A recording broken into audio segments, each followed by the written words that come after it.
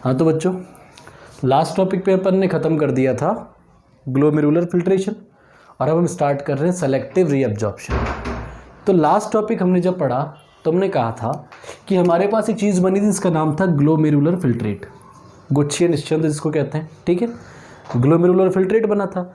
और एक glomerular filtrate का मामला क्या था कि ये कितना बनता है 125 ml पर मिनट, या फिर इसका वैल्यू कितना बताते हैं अपन 180 लीटर पर डे।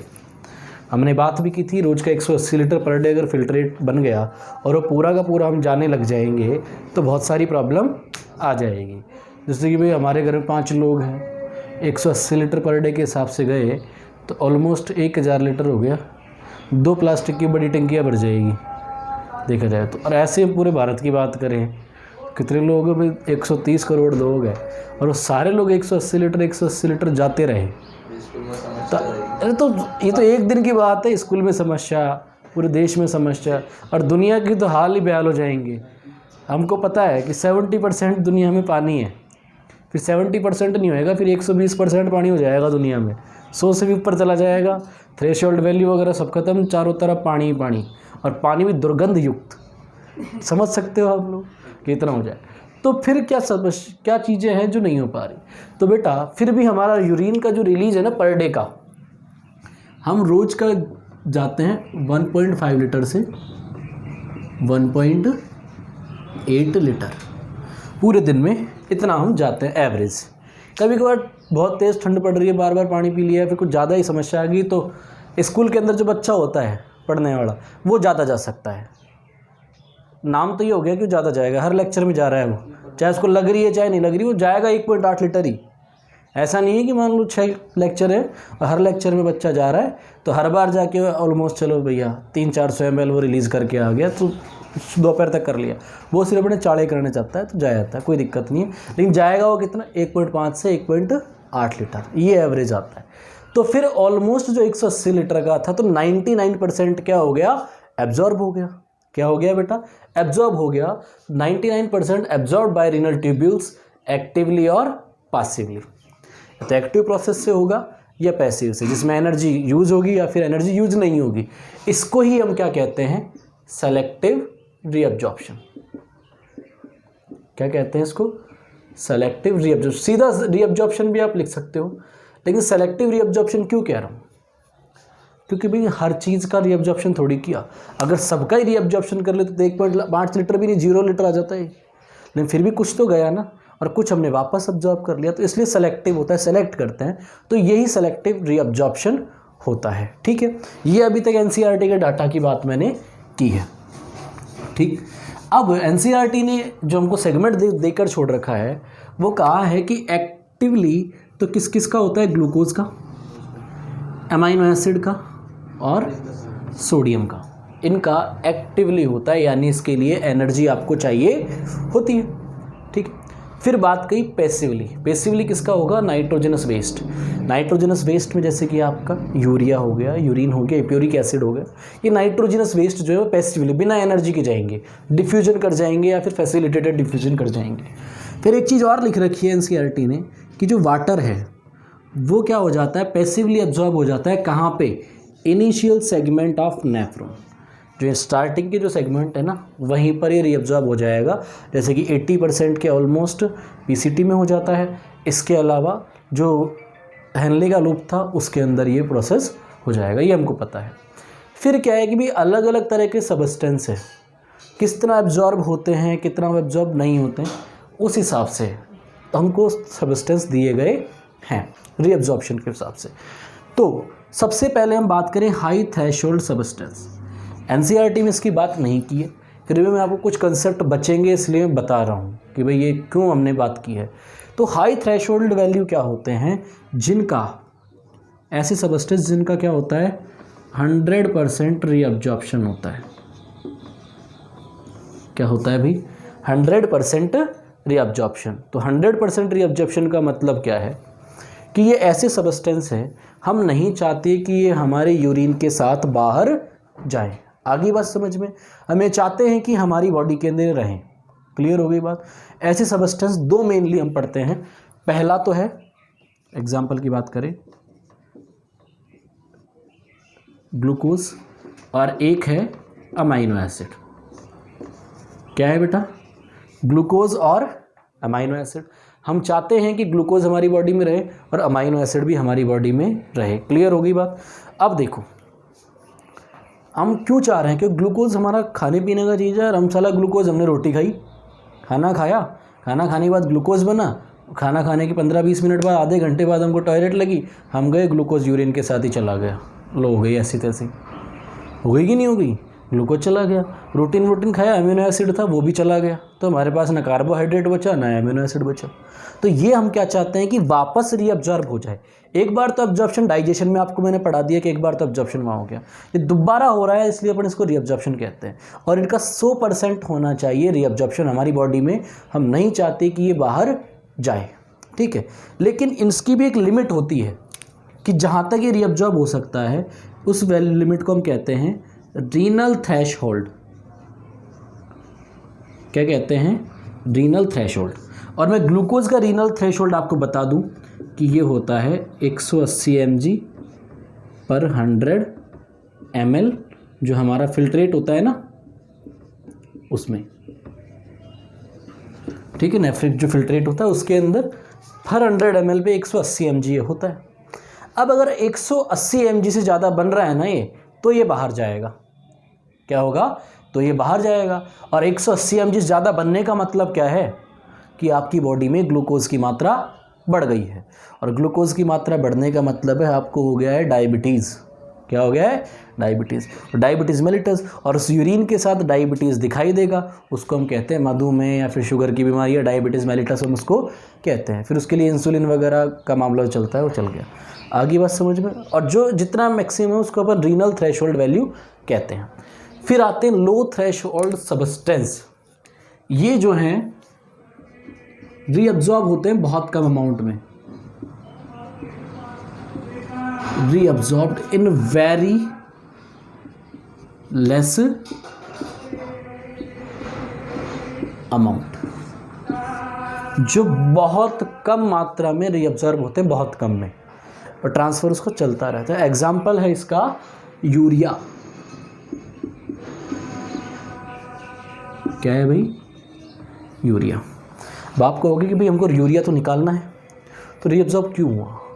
ये जब हम आगे कंसंट्रेशन ऑफ यूरिन पढ़ेंगे ना, मूत्र का सांद्रण, गाढ़ापन, उसमें आपको समझ में आएगा कि यूरिया का कंसंट्रेशन क्यों हुआ था, आपको समझ में जब आएगा। फिर आता है नॉन थ्रेशहोल्ड सब्सटेंस। ऐसे सब्सटेंस जिनका 1% भी रीअब्जॉर्प्शन नहीं होना चाहिए, ठीक है। तो ये नॉट रीअब्जॉर्ब्ड एट, कि इनका रीअब्जॉर्प्शन नहीं है, बहुत नुकसानदायक होते हैं। और इसका एग्जाम्पल है हिप्यूरिक एसिड, ठीक है। इसके अलावा क्रिएटिन। ये ऐसी सब्सटेंस है जो बॉडी में स्टोर नहीं होने चाहिए। आगे बात समझ में? तो ये सारे हमने पढ़ा है कि भाई सेलेक्टिव रीअब्जॉर्प्शन क्या है। एनसीईआरटी में ये लाइन देखिए छोड़ रखी है। फिर एक डायग्राम दिया हुआ है और एक टॉपिक डाल रखा है कि भाई ट्यूब्यूल्स का इंपॉर्टेंस क्या क्या है, लेकिन हम उनको पर्सनली पढ़ेंगे। डायग्राम एनसीईआरटी का लेंगे जिसमें हम ट्यूबुलर क्या पढ़ेंगे, रीअब्जॉर्प्शन भी पढ़ लेंगे, इसके अलावा सीक्रेशन भी उसी डायग्राम में हमको समझ में आ जाएगा। क्लियर हो गई बात? तो पहले बेटा ये उतार लो, फिर हम आगे बढ़ते हैं। सही लगा हुआ था ना कंडीशन?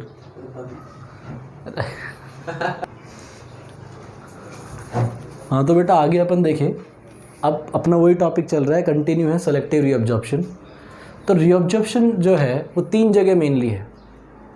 एक तो बेटा पीसीटी में, एक कौन सा हिस्सा हो गया ये, हैनले लूप ऑफ हैनले, ये वाला हिस्सा डीसीटी, और ये वाला कलेक्टिंग डक्ट। तो सबसे पहले हम पढ़ रहे हैं रीअब्जॉर्प्शन इन पीसीटी, ठीक है। तो रीअब्जॉर्प्शन पीसीटी की बात करें तो आपके यहाँ पे बताया था कि यहाँ पे क्या मिलते हैं अपन को, ब्रश बॉर्डर एपिथेलियल सेल मिलते हैं, ठीक है। ब्रश बॉर्डर एपिथेलियल सेल मिलने के साथ साथ यहाँ में माइटोकॉन्ड्रिया भी बहुत होते हैं। अब इस वाले एरिया में रीअब्जॉर्प्शन पीसीटी की बात करें तो मैक्सिमम रीअब्जॉर्प्शन होता है यहाँ पे। कितना होता है? मैक्सिमम। और मैक्सिमम में कितना है? 80 से 85%। टोटल ऑल ओवर बात कर रहा हूँ कि ऑल ओवर जो रीअब्जॉर्प्शन होगा यहाँ पे वो 80 to 85% रीअब्जॉर्प्शन हो जाता है। एपिथेलियल सेल्स होती हैं जिसमें ब्रश बॉर्डर होता है। अब रीअब्जॉर्प्शन होने का मतलब ये थोड़ी कि इसके अंदर पड़ा रह जाएगा। अब अगर ये वाला हिस्सा कॉर्टेक्स है और ये मेडुला है, अब यहाँ पर एक फ्लूइड जो होता है उसके अंदर ये सारी चीज़ें जाएगी, यानी ये मेडुलरी जो इंटरस्टिशियल जो फ्लूइड होता है, क्या है वो? इंटरस्टिशियल जो फ्लूइड है उसके अंदर वो चीज़ों को रिलीज़ कर देंगे और वहाँ से टिश्यू तक पहुँच जाएगा, जो हमारा लिम्फ वगैरह जो है लेकर इंटरस्टिशियल फ्लूइड में। तो पीसीटी के अंदर रीअब्जॉर्प्शन हुआ मैक्सिमम, और पीसीटी जो है रिलीज़ कर देगी उन चीज़ों को इधर फ्लूइड के अंदर, और बाकी हमारा सेल काम में ले लेगा। तो सबसे पहले बात करें हम किसका एब्जॉर्प्शन? ग्लूकोज और अमाइनो एसिड का। ग्लूकोज और अमाइनो एसिड का रीअब्जॉर्प्शन जो होता है वो कितना होता है? 100% होता है। कितना होता है? 100% होता है। और इनका जो रीअब्जॉर्प्शन है वो होता है बेटा एक्टिवली। कैसा होता है? एक्टिवली। अब जो एक्टिवली भी दो तरह का होता है, एक तो प्राइमरी और एक सेकेंडरी। प्राइमरी जो बिना डायरेक्ट एटीपी यूज़, और सेकेंडरी क्या होता है? Na+ की हेल्प से। तो आपको पता होना चाहिए ग्लूकोज के लिए GLU2 ट्रांसपोर्टर होता है ग्लूट, तो एक्टिवली होता है लेकिन सेकेंडरीली होता है। कैसा होता है? सेकेंडरीली। कोई दिक्कत नहीं, ग्लूकोज और अमीनो एसिड। तो इन चीज़ों को मैं किस तरीके से शो करूँगा? जो रीअब्जॉर्ब होगा उनको तो अपन ऐसे निकलता हुआ दिखाएंगे, ठीक है? तो पीसीटी नाम लिखने की ज़रूरत नहीं है, आपको पता पड़ी जाएगा। ये ग्लूकोज, ये अमाइनो एसिड रिलीज़ हो गया। किस तरीके से हुआ है? एक्टिवली। फिर आ रहा है सोडियम और पोटेशियम। सोडियम और पोटेशियम भी कैसे होते हैं? एक्टिवली। कैसा बेटा? एक्टिवली। और कितना हो जाएगा इनका? 70 से 75%। इलेक्ट्रोलाइट्स जो हैं जैसे sodium, potassium chloride, hydrogen carbonate, ये इलेक्ट्रोलाइट्स हैं, इनका 70 to 75% होता है। सोडियम और पोटेशियम पंप होता है, इसलिए एक्टिवली हो गया 70 to 75%। तो साथ साथ क्या निकलेगा? सोडियम फिर पोटेशियम। आगे बस 70 से 75% टिश्यू में जा रहा है। क्लोराइड की बात करें तो क्लोराइड जो आयन है वो पैसिवली जाते हैं, यानी डिफ्यूजन कर जाते हैं। क्या कर जाते हैं? डिफ्यूजन बिना एनर्जी के। ये भी कितना? 70 से 75%। NCERT का डायग्राम है क्लोराइड। क्लियर हो गई बात? रीअब्जॉर्प्शन बता रहा हूँ मैं। रीअब्जॉर्प्शन का मतलब वापस हमारी इस फ्लूइड में आ गया, फ्लूइड से हमारे बॉडी के अलग अलग पार्ट्स में चला जाएगा जहाँ ज़रूरत है। फिर HCO3, ये भी पैसिवली। कैसे है भैया? पैसिवली। कितना? 70 से 75%। HCO3। क्लियर हो गई बात? और फिर H2O जो है, ये मैंने कहा था पैसिवली होता है और लिखवाई भी थी, और इनिशियल सेगमेंट में हो जाता है मोस्टली। तो ये 80% और ये होता है पैसिवली। और पैसिवली भी कौन सा हो गया इसमें? ऑस्मोसिस। ठीक है, वाटर का मूवमेंट हायर कंसंट्रेशन से लोअर कंसंट्रेशन की तरफ। इसके साथ साथ और क्या निकल गया? H2O।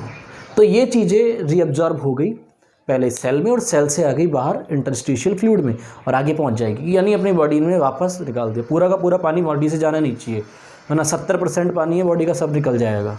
नहीं निकलना चाहिए ना। ये क्लियर हो गया। तो हमने रीअब्जॉर्प्शन किस में पढ़ लिया है?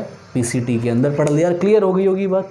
अब जो हमारी NCERT है, NCERT 3 चीज़ों का रीअब्जॉर्प्शन यहाँ पर सीधा सीधा दिखाती है। एक तो ग्लूकोज का, ग्लूकोज और अमाइनो एसिड के लिए उसने वर्ड यूज़ किया है न्यूट्रिएंट, पोषक तत्व। इसके अलावा NaCl शो कर देता है, ठीक है, Na और Cl को साथ साथ शो कर देता है। NaCl शो कर देता है HCO3 और H2O। फिर हम कहाँ आते हैं? Loop of Henle. तो लूप ऑफ हैनले में मैंने 2 लिम्ब बताए थे, डिसेंडिंग लिम्ब और असेंडिंग लिम्ब। डिसेंडिंग जो लिम्ब है, क्या है बेटा? डिसेंडिंग लिम्ब जो है वो परमिएबल होता है किसके लिए? वाटर के लिए। तो ये किसका रीअब्जॉर्प्शन होगा यहाँ पे? वाटर का। ठीक है, किसका रीअब्जॉर्प्शन होगा? वाटर का। अब देखो एक चीज़ याद रखनी है, आगे भी मैं आपको पढ़ाऊंगा जब आपको समझ में आएगी।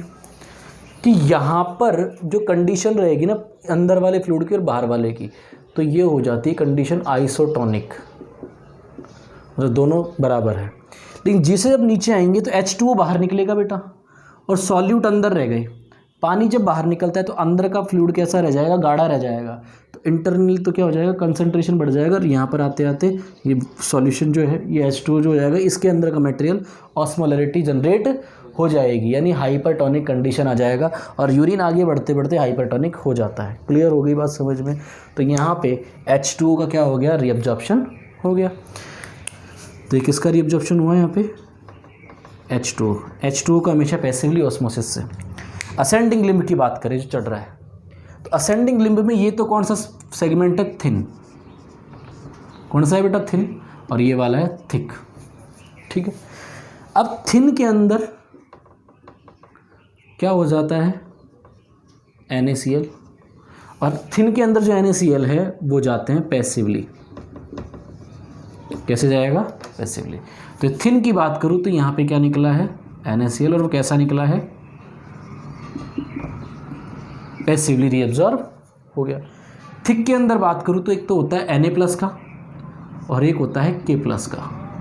ठीक है, और यहाँ पर जो होगा, ये जो प्रोसेस हुआ यहाँ पे वो होता है एक्टिवली, यानी एनर्जी का यूज़ हुआ है, और नीचे कैसा हुआ है बेटा, पैसिवली। क्लियर हो गई ये बात?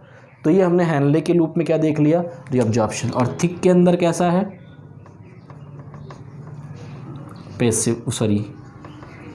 एक्टिवली। फिर आ जाते हैं हम DCT में। क्या आ जाते हैं, DCT में। DCT में दो चीज़ों के लिए एक लाइन लिखी हुई है, H2O और Na। इन दोनों का क्या होता है, कंडीशनल होता है, कंडीशनल रीअब्जॉर्प्शन। क्या हो जाएगा, कंडीशनल रीअब्जॉर्प्शन, दो चीज़ों के द्वारा, ADH और एल्डोस्टेरोन। ठीक है, जब पानी की बॉडी में कमी होने लगेगी तो ADH एक्टिवेट हो जाएगा, और ADH जो है वो H2O के रीअब्जॉर्प्शन को बढ़ाता है। हार्मोन है ये, H2O रीअब्जॉर्प्शन को ये बढ़ा देगा।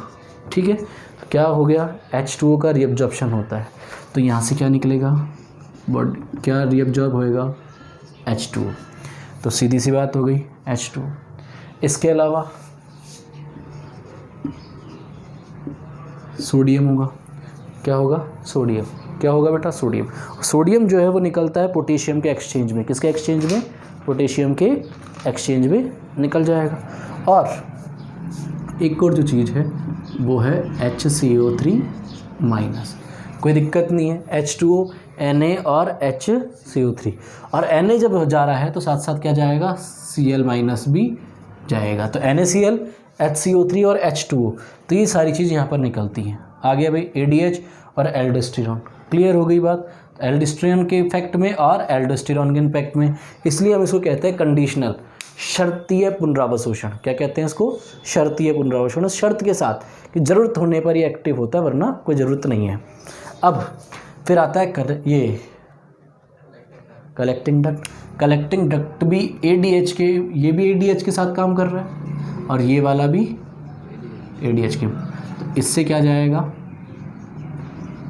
H2O, और इसके साथ साथ थोड़े बहुत जो अमाउंट के अंदर यूरिया कैसे पैसिवली निकलेगा आपको पता है। तो H2O और यूरिया दोनों ही कैसे निकलेंगे, पैसिवली। तो इतनी चीज़ें बॉडी के अंदर वापस आ जाती हैं। क्या हो गया बेटा, इतनी चीज़ें बॉडी में वापस आ गई, इसको ही हम कहते हैं सेलेक्टिव रीअब्जॉर्प्शन। सारी चीज़ें थोड़ी आ गई वापस, कुछ चीज़ें ही तो आई ना, उसको हम क्या कहेंगे, सेलेक्टिव रीअब्जॉर्प्शन। तो ये हमारा सेलेक्टिव रीअब्जॉर्प्शन वाला टॉपिक है, वो इसके इस प्रकार से समाप्त होता है। नेक्स्ट लेक्चर के अंदर हम पढ़ेंगे ट्यूबुलर सिक्रेशन के बारे में। धन्यवाद।